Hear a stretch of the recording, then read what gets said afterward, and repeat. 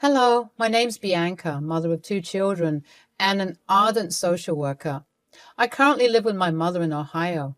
I run a small organization that provides to terminally ill children, whether it's taking them to an amusement park or a museum. I try to make their days a little less scary. My mother takes care of my children. They're going to a new school. I know these new adjustments bring a lot of new changes, but we are managing quite well. My life wasn't entirely like this. I was terribly heartbroken, and the healing took its time. It took me years to come out of the fact that I was betrayed multiple times by the same person. I met my ex-husband, Victor, when I was on a girls' trip to Rome, Italy. We were clubbing late at night when this random man approached me. Bella Serrata, isn't it? See, it's a beautiful night. Do you come here often? No, actually, it's my first time in Italy. I wanted to experience the nightlife, and I must say, it doesn't disappoint. Well, you've chosen the right place. Roma is known for its vibrant energy. So what brings you here, business or pleasure? Well, I would say a mix of curiosity and wanderlust, I suppose. I've always been fascinated by Italian culture and history. And what about you, Bianca? Are you a regular in this scene? I enjoy going out occasionally. It's a great way to unwind after a long day, but tonight I'm celebrating a friend's birthday. How about you? Are you here alone? Yes, solo traveler exploring the world. I find it liberating to discover new places on my own terms.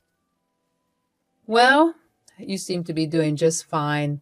Rome has a way of capturing hearts, whether you're alone or with company. So it seems.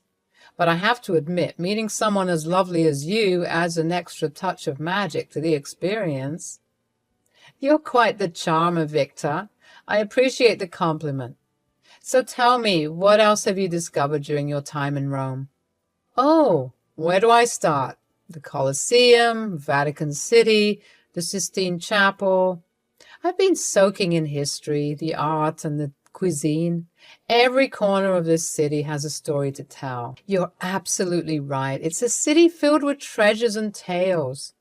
If you have time, I'd be more than happy to show you some hidden gems that tourists often miss. I'd be honored, Bianca. Exploring Rome with a local would be a dream come true. We clink glasses together, sealing our new connection amidst the vibrant ambience of the club.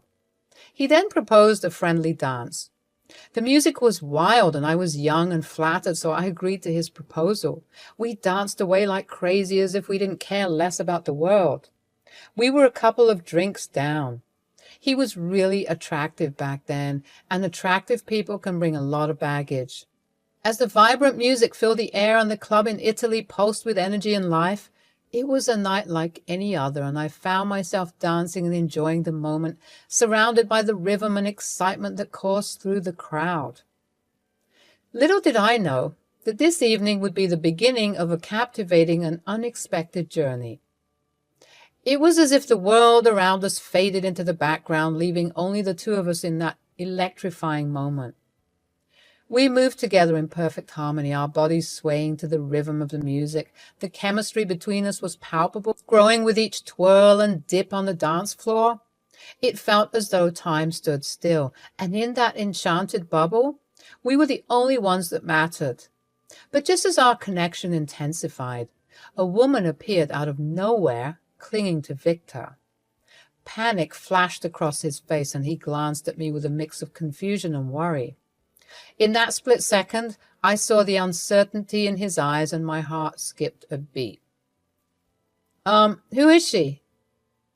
Who are you? Oh, please, ladies, relax. Let me introduce you to.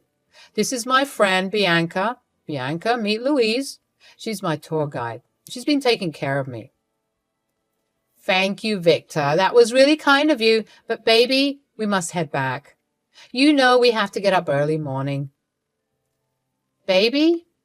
Victor, just give us a moment, Bianca. We have to talk about tomorrow's schedule. I still have a few days left to be here, so I planned an elaborate tour guide just for myself. I'll come back to you. Stay still. Don't you dare go anywhere. He held me by the waist and planted a kiss on my cheek. As I watched their interaction unfold, I felt a wave of emotions crash over me. Doubt and insecurity threatened to overshadow the joy and attraction I had felt just moments ago. Who was this woman? And what did her sudden appearance mean for the budding connection between Victor and me? I mean, I get it, she was the tour guide, but which tour guide calls you baby? I was really done with this shit. I looked for my friends who were hanging by the pool. They were all really buzzed except Emily. She was always the sober one in the group. She got up and approached me. I dropped myself on the comfy beanbag that was placed next to the pool. So, how was it? Well, let's just say it was an interesting experience. Victor turned out to be quite the Casanova. What? No way. He seemed like such a genuine guy when he approached you at the club. What happened? At first, everything was perfect. He was charming, attentive, and full of stories about his travels. Then, we went for a bit of dancing. It was going so well, you won't believe how I was swooning at his moves and so on. But then a girl comes out of nowhere and clings to his shirt, calling him baby and stuff like that. Ouch! The worst kind then. He didn't look like he was fazed at all by it. He excused himself and started chatting with her instead. I stood there for 7 minutes, then it started to feel embarrassing, so I left. Oh no, Bianca, I'm so sorry. That must have been disappointing and hurtful. Did you not feel like confronting him? I did, but I couldn't muster the courage to do so. He was attractive. I was just another pawn in his game, LOL. And here I thought chivalry still exists. My friends and I decided to leave the club. It was getting late and there was no point dilly-dallying any longer. Half of them were sloshed already. I called for a cab while Emily and one of the waitresses took hold of my drunk friends. Wow, quite a sight that was. We reached our hotel, and after putting all my friends in our respective rooms, Emily and I decided to take another martini before going to bed. The reception was busy, so I had to go fetch the drinks. We also had some pizza ordered along with some Italian cioccola. I was almost forgetting about the guy I encountered at the party until I reached into my pockets. I found a note. It was written, "If whatever magic we had back there was true, then meet me tomorrow afternoon in front of the statue that depicts the birth of Rome." Oh my God. Emily, look. When did he slide this in? Gosh, that creep. How clique. Such a stereotypical Casanova move. Charming young man planting a lover's note in the naive girl's pocket. Jeez, I'm too drunk for this shit. Oh, hush, Emily. You're ruining its charm. I bet he did that when he planted that kiss on my cheek. That was kind of smooth. Not gonna lie. Please tell me you're not considering actually meeting him, are you? I mean, I don't mind giving him a second chance. These second chances are the worst. I never really trusted them. There was this guy back in Florida I used to really like, but he turned out to be a total douchebag as well. But my heart was a mess. I wanted him so bad, I gave him a second chance. Guess what, Bianca? It got messier. Jeez, girl, relax. I promised that this would be a harmless second chance. Now help me break the riddle. I was supposed to meet him in front of the Capitoline Wolf, one of the greatest symbols of Rome. From the moment our eyes met in the bustling streets of Rome, Victor and I embarked on a journey that would forever change our lives. The magic of the city infused our hearts, and love bloomed amidst the cobblestone streets and ancient ruins. As our relationship deepened, we discovered a profound connection that went beyond mere attraction. We shared dreams, hopes, and ambitions, supporting each other through the triumphs and trials of life. With time, our love grew stronger, and we knew we were meant to build a future together. We celebrated each other's successes and lifted each other up. Vicky was my biggest cheerleader, always pushing me to chase my dreams and encouraging me to believe in my own strength. Likewise, I stood by Vicky's side, supporting his endeavors and providing a safe harbor when life's storms raged around us. Together we explored the world with wide-eyed wonder. We embarked on countless adventures, embracing the joy of discovering new places and cultures. Whether we were strolling through ancient streets, gazing at breathtaking landscapes, or simply enjoying the simple moments of togetherness, every experience was enriched by our love for one another. I was head over heels for Victor. He was my type of guy. My type of red flag, that is. Baby, I was looking through some venues. You want to check it with me? Just a second. The noodles are on the stove. I was living with Victor at the time. He had a cozy house back in Michigan. He was the one who invited me to stay with him. Ran a small business, something to do with travel and tourism. He would leave around 11 a.m. and return by 7. I used to work from home, mostly in customer service. My shift was almost the same as his. After work, we would either go for a drive or a small walk. So, what have you decided? Noticed anything you like? I was thinking, how about the same place where we met, in Rome? What? Are you serious? Wouldn't that be too expensive? I mean, the venue, the decorations, invitations, food. Nah, don't worry about it, love. I spoke to one of my rich clients from Italy. He said he would do all the arrangements at a lot less price. Interesting acquaintances. How do you even manage to make such alliances? I should totally learn from you. That's my secret. But you are a special one, so I don't mind. Want to know? Absolutely. Tell me. Well, I use a lot of what? My sexy charm. Screw you, so full of yourself. In the picturesque setting of Rome, surrounded by loved ones, we exchanged vows and committed our lives to one another. The joy and excitement on that day were immeasurable as we embarked on the adventure of marriage hand in hand. We were ready to face the world as a team, navigating the highs and lows with unwavering support. But like many others, I too realized some men change a lot after marriage. Maybe the spark of romanticism fades and we fall into a cycle of monotony and ambiguity. A few years, things were going all right. We had our regular work and free time. Victor grew busier. He would take me to parties and clubbing, but sometimes he would go alone with his friends. After I got pregnant with our first child, things started to change for the worse. Victor would be a bit neglectful towards me. I mean, sometimes he would be the sweetest person and I would melt. He probably started to think I got bored or something because I don't go out with him to fancy parties and crowded pubs anymore. Babe, is something the matter? I feel like you're really upset about something and not telling me. Why do you ask? It's the vibe I'm catching.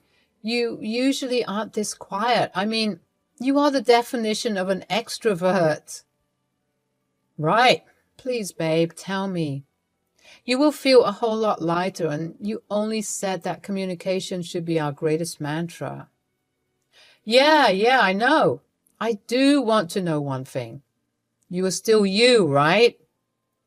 What do you mean, I'm still me? I don't understand.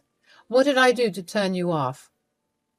I think the baby thingy could have waited. Maybe if we would have given us a bit more time. What the hell do you mean by that? It's been 2 years. I know, but I miss the old us.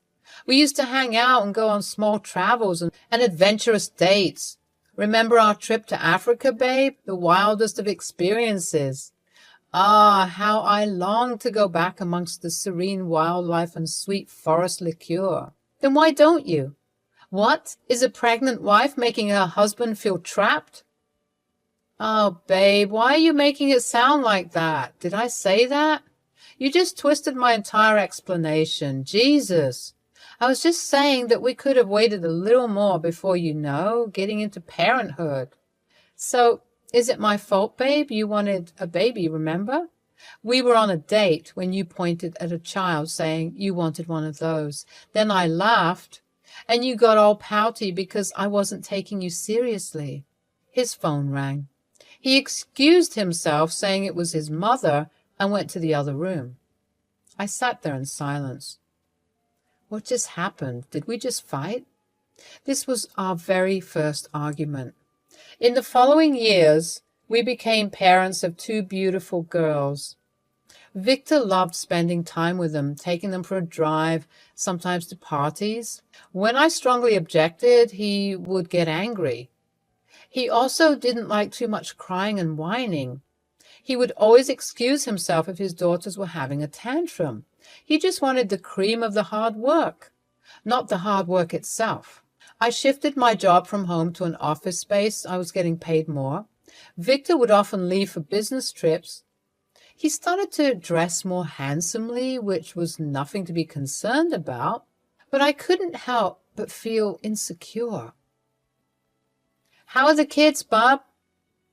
They're fine, Mom. Growing up really fast. Georgie throws a lot less tantrums these days.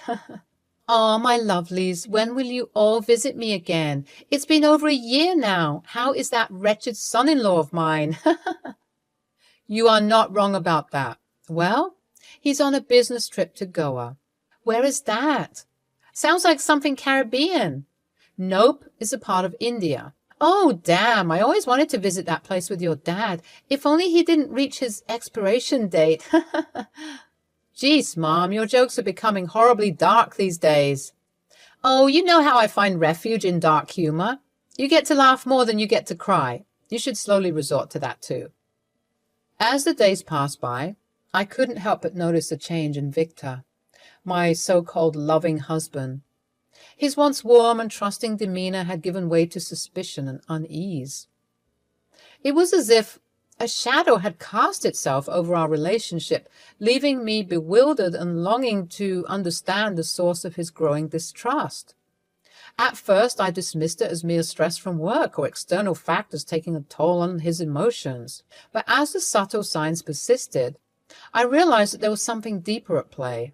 The lingering glances, the guarded conversations, and the moments of distance between us became increasingly difficult to ignore. One evening, as we sat together in the quiet sanctuary of our home, I mustered the courage to address the elephant in the room. With a gentle touch, I took his hand in mine, my eyes searching his for answers. I have been noticing a lot of things lately. I just wanted to clarify if it is something I should be concerned about. What is it now? The frequent calls, Victor. Who is it? There was a mixture of vulnerability and concern in his gaze, a flicker of fear betraying the walls he had built around himself. Look, babe, I care about you and trust you. Just assure me that it's nothing concerning. Care about me? You call that caring? It feels more like you're prying into my personal life. I'm sorry if it came across that way, Victor. I didn't mean to invade your privacy, but when I saw you keeping everything to yourself, I couldn't just stand by and do nothing. Well, sometimes I need to handle things on my own. I don't always need you jumping in trying to fix everything. Years went by, and our relationship was concretely built on a cloud of secrecy. Victor refused to talk to me. He even grew distant from our children. I became very aloof and introverted. His extroversion increased. He would go to parties and sometimes not come back. His phone calls were even more frequent and sometimes argumentative. It was until the day it revealed itself. Victor's face was filled with panic, his eyes darting around the room. He pleaded with me to pack our things and run away with the children, claiming that his mother was coming home to exact an old revenge. But at that moment, something within me shifted. I knew who it was, and for some reason I was waiting for this to happen. Emily informed me long back. You know, it really saddens me that I had to be the one to give my best friend the news. It is about Victor, isn't it? What has he been doing? Well, she revealed that Victor has been taking drugs, partying, and sleeping with other women. One of them was incredibly in love with him. She got pregnant, and Victor left her right after that. She was in a total mess. Her name is Leslie. She was Victor's favorite mistress. He would often go to a love hotel where they both would sleep multiple times. Emily found her at a club, crying profusely. She was 2 drinks down. Emily just wanted to small talk. Little did she know it would end up in this drama. We decided to invite her to the charade. After all, that sneaky bastard needed a lesson. With a mixture of determination and pain, I looked into Victor's eyes, and in a voice filled with both defiance and sorrow, I responded, "She's already here, Victor, and it's not your mother who should be running away now." What? What do you mean? It is Leslie, isn't it? Wait, how do you... Because your boring wife can be extremely intelligent sometimes. She has her ways. Babe, look, I can explain. Oh, you don't have to. I slapped him hard across his face. I went ahead and grappled him by his neck and threw him off. I was so tempted to hurt him more the way he hurt me, but I controlled myself. Leslie entered the room with her friend. They packed on a couple of blows at him. It was so satisfying to watch. The famous warning, "Once a Casanova, always a Casanova," earned its rightful position in my heart. I joyously trashed his entire house, breaking all his valuables, turned it into a freaking rage room. I swear. He just wanted me as his trophy wife, someone he could show off to his friends. Once I became boring, he lost his interest. He did that with other girls too. Leslie and I knew what to do. He would be paying for both of our child support. We planned to make him penniless. We were in the process. It would take some time, but I wasn't going to leave him for what he had done. My children shifted to their grandmas. I decided to stay back so that I could complete the legal work before finally settling with my mother and kids. We would connect to 2 other girls who equally hated him. He was nothing but a puny little mouse in our trap. After a few months of going to and fro to court, it was finally settled. Today, I stand tall and proud. The pain and heartbreak of that fateful revelation have shaped me into a woman of resilience and unwavering strength. I have emerged from the ashes a survivor of betrayal, ready to embrace life's challenges and bask in the love and happiness I truly deserve. In the end, I found solace in knowing that the one who should have been running away was never me. It was the darkness of deceit and betrayal that Victor and his mistress had chosen to embrace. And with every step forward, I reclaimed my own power, determined to forge a future built on my terms, with an unwavering commitment to my own happiness and well-being.